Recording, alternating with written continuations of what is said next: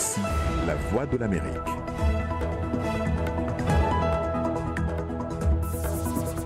Madame, Messieurs, bonsoir. Bienvenue dans Le Monde aujourd'hui. Voici les titres de votre journal. En RDC, après l'incendie survenu hier dans un entrepôt de la CENI, pouvoir et opposition s'accusent. Nous verrons également dans quel climat les médias congolais couvrent la campagne présidentielle. Un air de liberté pour les détenus de la crise anglophone au Cameroun. Ils ont été graciés par le président Paul Biya.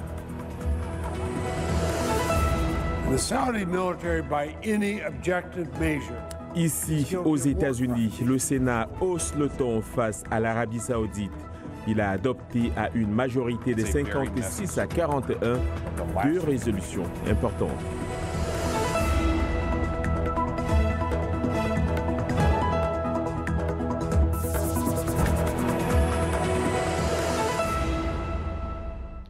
Bonsoir. En République démocratique du Congo, l'incendie d'un entrepôt de la CENI qui a fait voler en fumée près de 80% du matériel électoral destiné à la ville de Kinshasa continue de faire des vagues.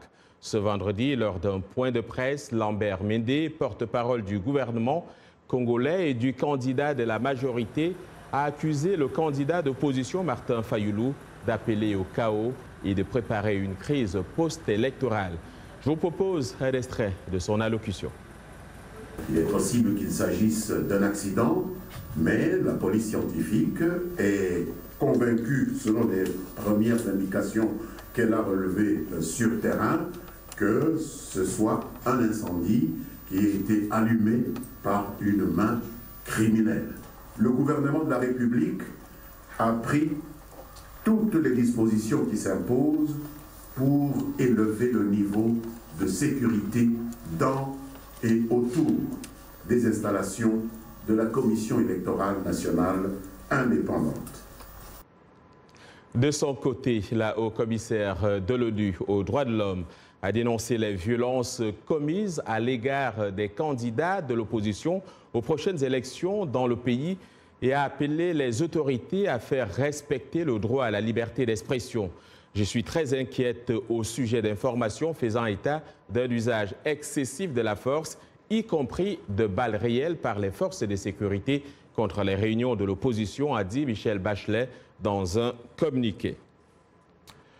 Et on reste en RDC. Comment les médias congolais couvrent-ils la campagne électorale? Quelle part de responsabilité ont-ils dans la diffusion d'informations fiables et objectives? Anastasie Tudièche, notre correspondante à Kinshasa, leur a posé la question. Serge Kabongo est l'animateur phare de Kiosque, une émission de débat quotidienne sur CCTV. Le débat y est souvent vif, incisif, le ton très animé. Non, s'il vous plaît, si vous pouvez retirer d'abord les faits. À la question de la liberté des médias congolais, la réponse fuse sans appel. Non, la presse n'est pas libre.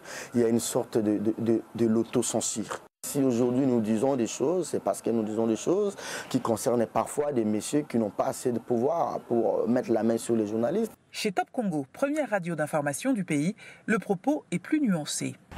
Nous sommes un média libre, mais nous connaissons nos limites aussi. Malgré la liberté de ton observée sur certains médias, la vigilance doit être de mise, nous dit Chivis Chivwadi. Malheureusement, il faut constater beaucoup de cas d'attaques et d'atteintes contre le travail des journalistes. Du côté du CESAC, l'autorité de régulation des médias, c'est la responsabilité des acteurs médiatiques qui est mise en avant. La liberté de la presse est garantie par la Constitution, garantie par les lois de la République.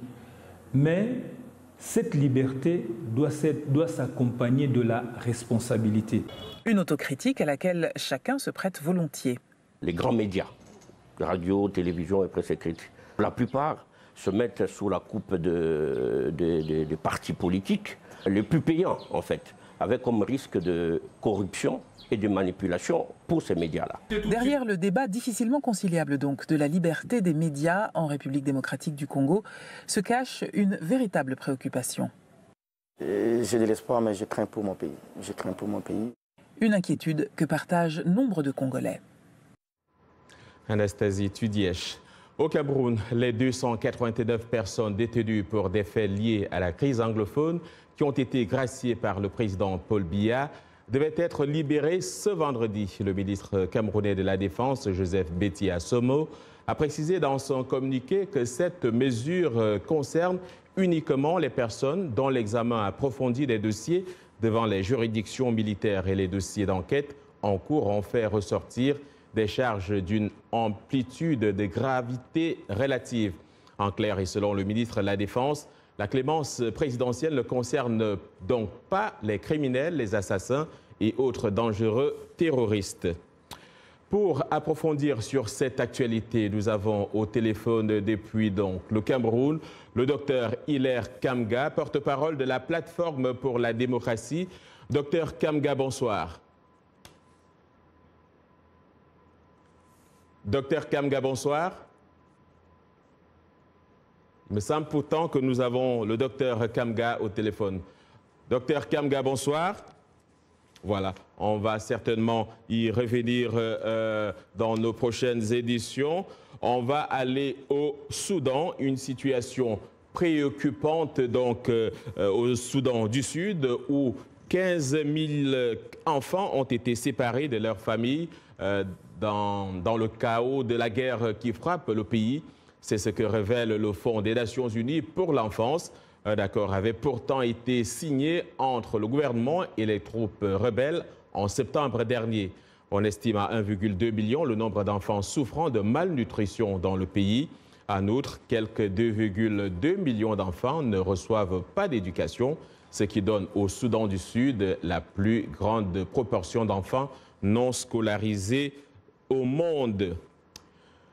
Au Gabon, la Nationale 1 est impraticable avec ses enfilades de trous, d'ornières et de crevasses. Pourtant, les camionneurs n'ont d'autre choix que de braver cette route passant par l'est du pays en direction du Cameroun et de la Guinée équatoriale. Dili Diko raconte. Couverts de boue, les véhicules zigzaguent pour éviter les nids de poules. Mais il est presque impossible de contourner les énormes crevasses inondées. L'unique route qui permet de sortir de Libreville pour allier l'intérieur du Gabon et les pays voisins est un enfer pour les chauffeurs. Il y a des accidents qui se passent parfois quand on vient avec les conteneurs. Quand il y a trop de bourbiers, parfois quand on rentre dans le bourbier, le camion s'épanche. Et là, vous voyez que c'est pas bon. Avec la pluie qui tombe 8 mois sur 12 dans cette région, la RN1 est une route très dangereuse. Les accidents y sont fréquents. On a des difficultés, on a des accidents, mais il y a un groupe de Chinois qui est venu pour arranger un peu les trous. Avec les Chinois là, on voit que c'est un peu passable. Ça s'améliore un peu au fur et à mesure. Cette route est aussi un axe vital pour l'économie gabonaise et l'approvisionnement de la moitié des habitants du pays. Tout passe par la Nationale 1, les cargaisons de bois, de produits agricoles et autres marchandises. L'État, à travers le porte-parole de la présidence, Ike Nguoni, a fait connaître son intérêt pour la réhabilitation de cette route. Mais les travaux tardent, bien vrai que le marché a été réparti entre plusieurs entreprises. Les routiers n'en peuvent plus. Ça nous pénalise, nous les routiers. On ne sait plus comment il faut rouler. Parfois on est à gauche, on est à droite, mais on ne sait plus quelle direction il faut prendre passer. Il y a les trous, on ne sait plus normalement là où il faut mettre les roues. Les retards et les dégâts causés aux véhicules par l'état de la route font que certains n'osent même plus investir dans le secteur du transport, les pertes étant énormes. La question des infrastructures qui touche dans plusieurs pays de la région, y compris au Cameroun. Ici, aux États-Unis, l'ex-avocat Michael Cohen accuse de nouveau le président américain. Dans une interview télévisée ce vendredi, il affirme que Donald Trump n'ignorait rien de l'illégalité de versements effectués à 2 anciennes maîtresses supposées pour le prix de leur silence. Donald Trump a rejeté ces accusations. Le président américain assure qu'il n'a jamais demandé à Michael Cohen de violer la loi et fait porter à l'avocat la responsabilité d'éventuelles erreurs. En plus de sa peine de prison qu'il commencera à purger en mars prochain, l'ancien avocat de Donald Trump, Michael Cohen, a été condamné à $100 000 d'amende. Toujours ici aux États-Unis, le Sénat américain a envoyé un signal fort et historique à l'Arabie saoudite allié de longue date des États-Unis, en adoptant une résolution visant à mettre un terme au soutien américain à l'intervention militaire du Royaume dans la guerre civile au Yémen. Il a également adopté une autre mesure condamnant le meurtre du journaliste dissident saoudien Jamal Khashoggi. Le reportage est de Michael Bowman, présenté par Irénée Herman Umbo. Deux mesures très importantes pour fustiger le comportement de l'un des partenaires les plus proches de l'Amérique au Moyen-Orient.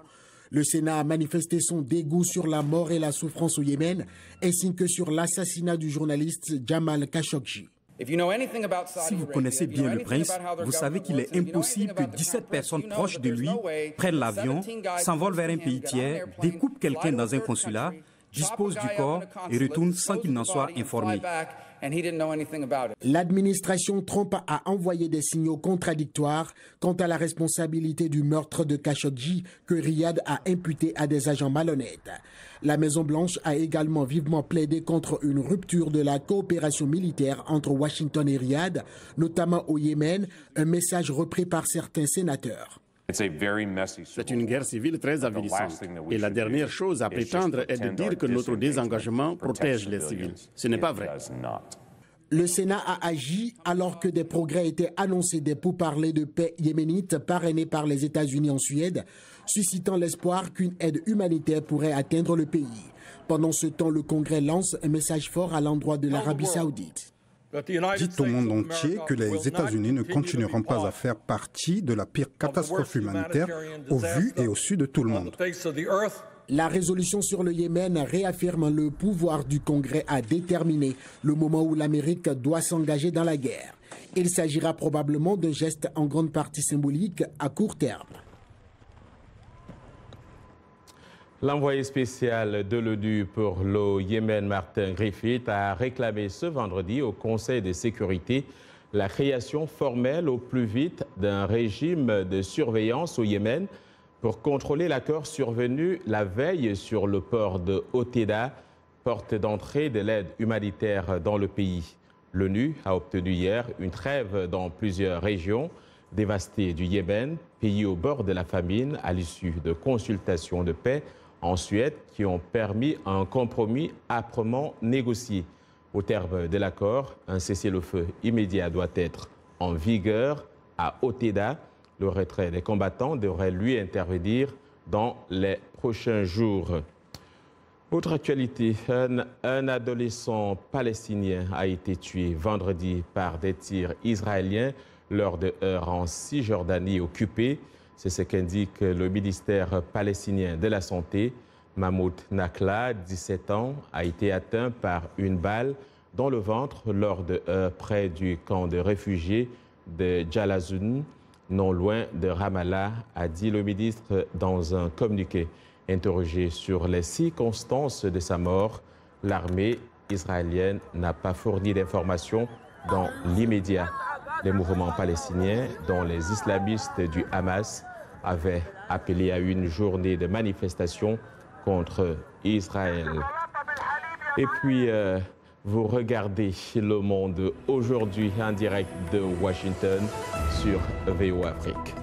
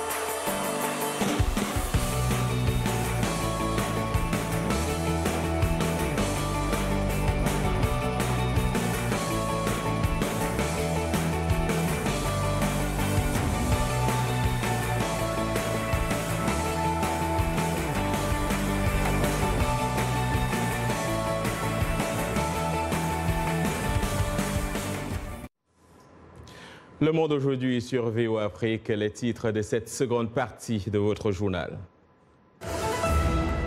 Des chercheurs extraordinaires qui font avancer la science. 95 d'entre eux ont été récompensés ici aux États-Unis. Parmi ces derniers, Frédéric Ouattara, notre invité. VOA Afrique sur la bande 102.3 FM à Lomé. C'est effectif depuis ce matin. La cérémonie de lancement a été présidée par l'ambassadeur des États-Unis au Togo.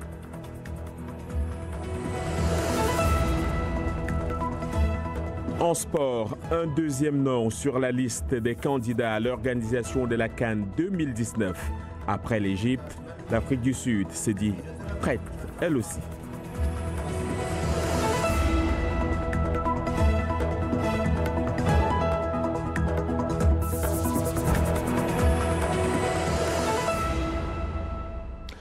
Chaque année, des scientifiques du monde entier se réunissent en automne lors de la conférence de l'Union américaine des géophysiques.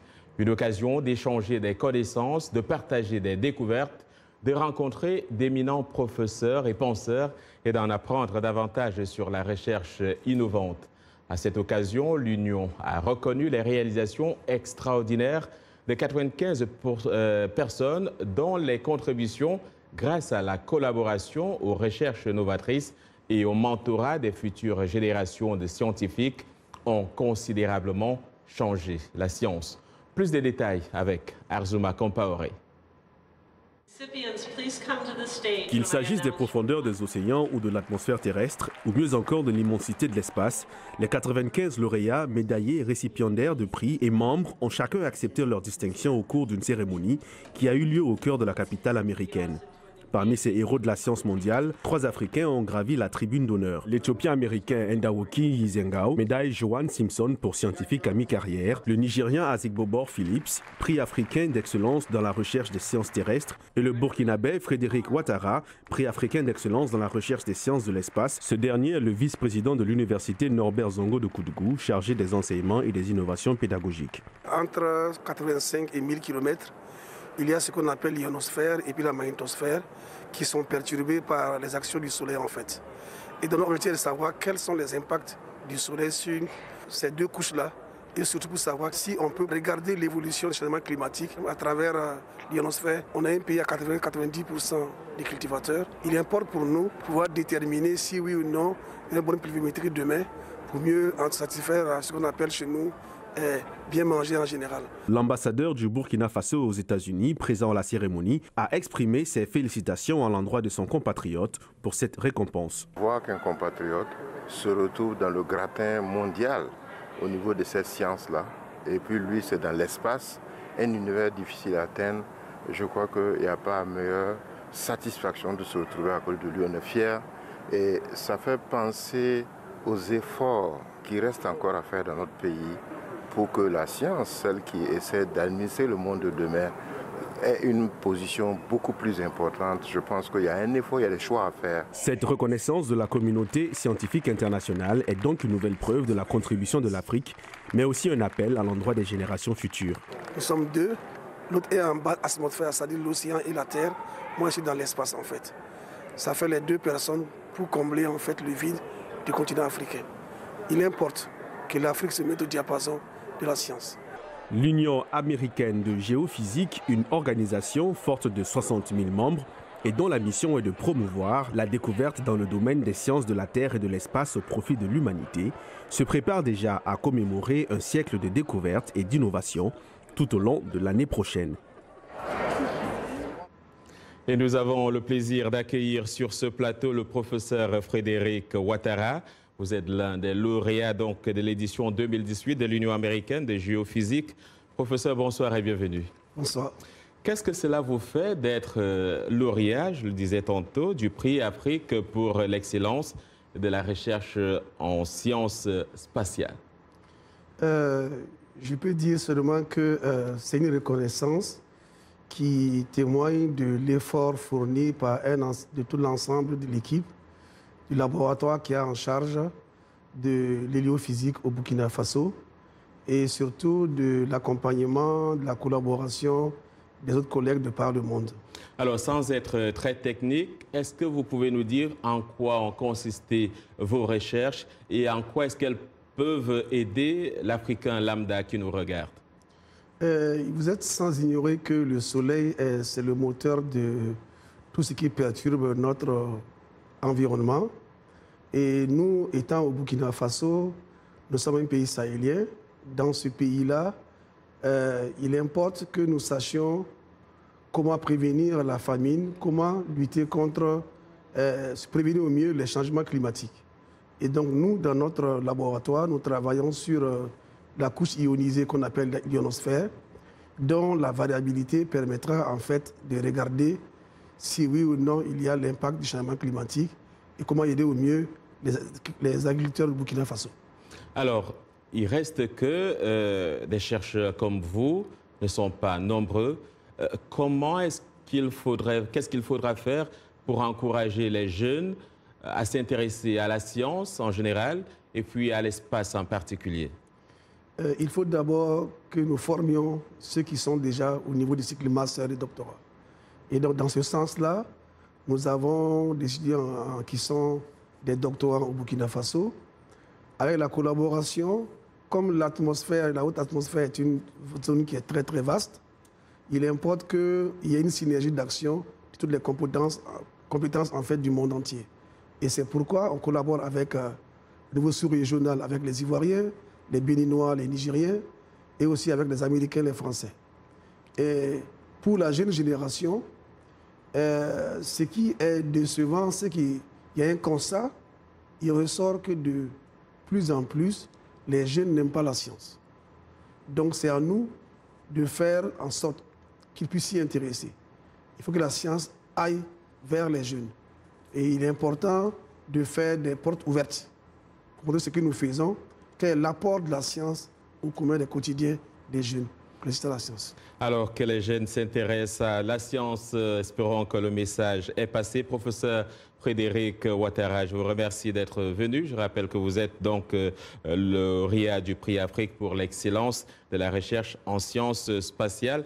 Et vous êtes burkinabé, un clin d'œil donc à tous les burkinabés qui nous regardent.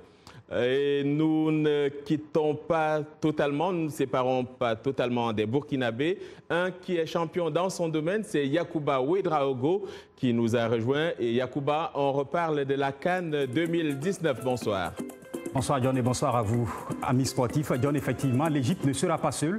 Après l'officialisation de sa candidature à l'organisation de la CAN 2019, le pays des pharaons a été rejoint par l'Afrique du Sud. Nous avons soumis notre candidature, a affirmé un porte-parole de la Fédération sud-africaine de football, la nation arc-en-ciel, seul pays africain à avoir accueilli une Coupe du Monde en 2010, a déjà organisé la CAN à 2 reprises en 1996 et en 2013, année où elle a remplacé la Libye, organisatrice initiale, mais qui s'était retirée en raison de l'instabilité politique et sécuritaire. Les pays candidats ont jusqu'à ce soir minuit pour déposer leur dossier. Le pays hôte de la compétition, prévu du 15 juin au 13 juillet, sera connu le 9 janvier. Mais bien avant cette date, on connaîtra aussi dès la veille, le 8 janvier, les lauréats des CAF et OR. Pour cela, ils étaient 34 au départ, mais ne sont plus que 10 dans la liste finale. La CAF a dévoilé les finalistes pour le titre de footballeur africain de l'année.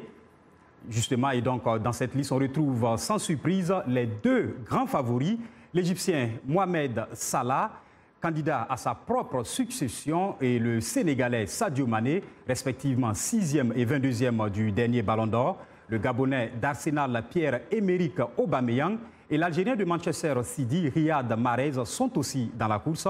En revanche, plusieurs absents de marque sont à signaler, à l'image de l'international sénégalais de la Juve Kalidou Koulibaly, Hakim Ziyech, Thomas Partey et Naby Keïta. À la place figure par exemple l'attaquant nigérian d'Arsenal Alex Iwobi, l'Ougandais Denis Onyango de Mamelodi Sundowns et l'Égyptien Walid Soliman Dalali.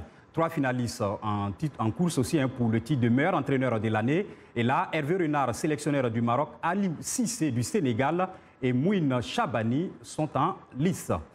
Nous passons tout de suite au match du week-end et vous aurez bien sûr des rencontres des 16e de finale de la Ligue africaine des champions au programme. Duel ouest-africain entre le Stade malien et l'ASEC Mimosa de la Côte d'Ivoire. Le Jaraf de Dakar se déplace demain au Maroc pour affronter le Wydad Casablanca. Le club algérien de la JS Saoura aura une mission beaucoup plus compliquée face à l'IR Tanger, champion du Maroc en titre. Les vainqueurs de ces doubles confrontations accéderont à la phase de groupe, tandis que les perdants seront reversés en barrage de la Coupe CAF, dont les 16e de finale aussi se jouent ce week-end. Et donc voilà pour les sports. On se retrouve la semaine prochaine. Merci donc à l'infatigable Yacouba Ouedraogo et très bon week-end à vous. Ils nous regardent au Togo, c'est certain, mais depuis ce matin, ils peuvent aussi nous écouter en bande FM. Eux, ce sont les auditeurs togolais qui peuvent donc désormais écouter la VO Afrique en FM à Lomé sur la fréquence 102.3. Kaila Osson, notre correspondante à Lomé, a pris part à la cérémonie de lancement de notre nouvelle fréquence dans la capitale togolaise.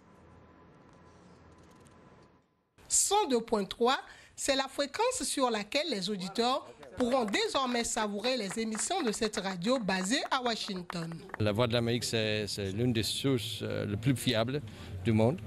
Et donc, ça, c'est la raison la plus importante pour l'arrivée de la VOA au Togo, d'avoir une autre source des informations internationales, une autre source crédible pour les auditeurs togolais. Les jeunes Togolais sont impatients de pouvoir améliorer leur anglais grâce au programme de la VOA.